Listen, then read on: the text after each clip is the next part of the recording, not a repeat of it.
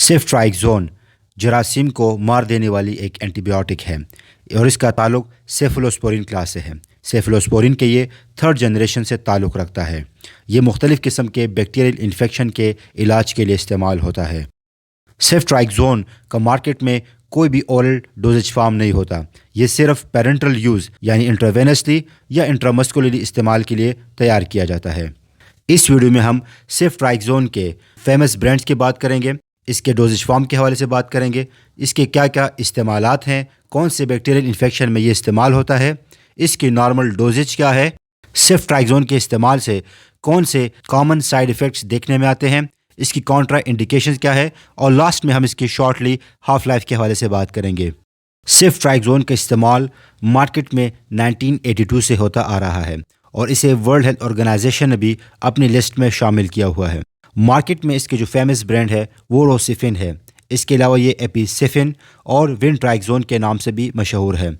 पाकिस्तान में सेफ्ट्राइक्सोन के मशहूर ब्रांड्स में ऑक्सीडिल शामिल है। इसके अलावा रोसिफिन है, सेफजोन है, इनोसिफ और गेटोफिन शामिल है। सेफ्ट्राइक्सोन को ज़्यादातर 500 मिलीग्राम और 1 ग्राम के वियाल्स में बनाया जाता है। सेफ्ट्राइक्सोन वियाल में खुश्क पाउडर की सूरत में आता है और इसे वाटर फॉर इंजेक्शन के साथ मिलाकर फिर पेशेंट को एडमिनिस्टर किया जाता है।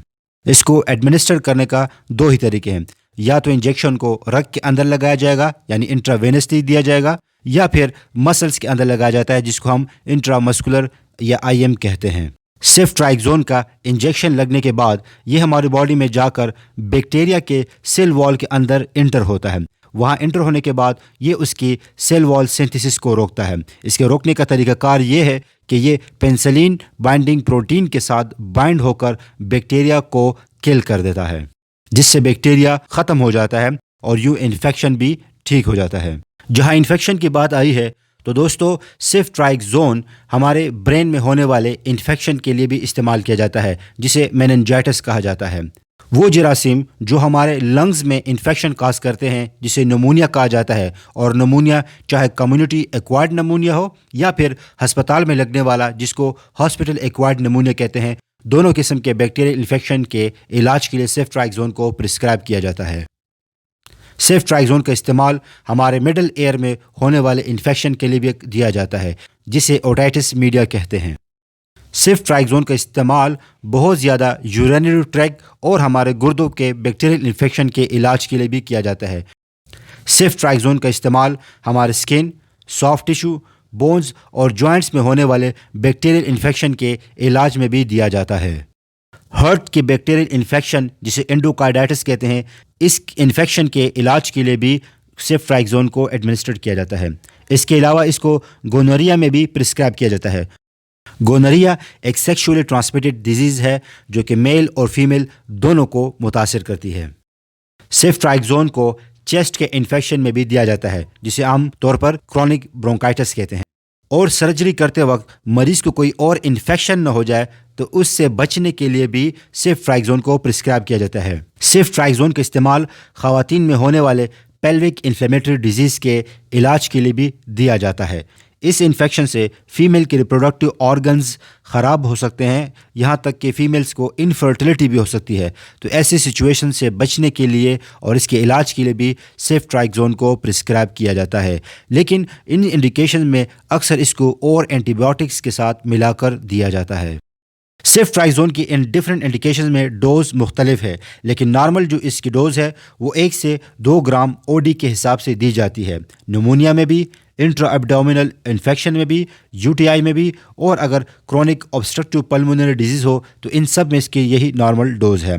जबकि स्किन, सॉफ्ट टिश्यू, बोन और जॉइंट के इन्फेक्शन में इसकी जो नॉर्मल डोज है वो 2 ग्राम होती है।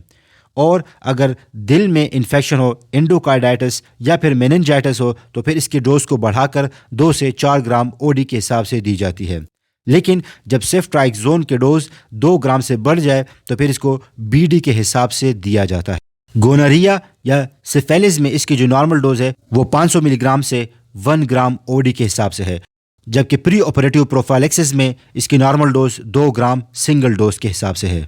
सेफ्ट्राइक्सोन के मेडिकल यूजेस और डोजेज पर बात करने के बाद अब हम इसके कॉमन साइड इफ़ेक्ट्स के बारे में बात करते हैं जो तकरीबन हर एक मरीज़ में दिखाई देते हैं।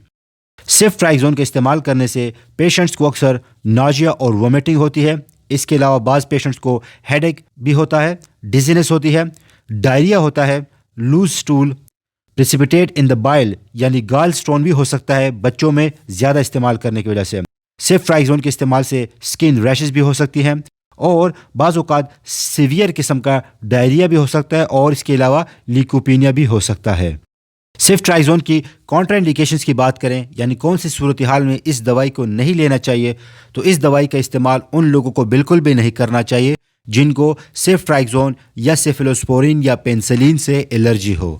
बच्चों में सेफ्ट्राइक्सोन का इस्तेमाल करते वक्त कैल्शियम कंटेनिंग सोल्यूशन को नहीं देना चाहिए क्योंकि दोनों को बैक वक्त देने से बच्चों में मुख्तलिफ़ किस्म के साइड इफ़ेक्ट्स रूनुमा हो सकते हैं। सेफ्ट्राइक्सोन के हवाले से ये कुछ ख़ास इन्फॉर्मेशन थी। उम्मीद करता हूँ ये आपके लिए बेनिफिशियल साबित होंगी।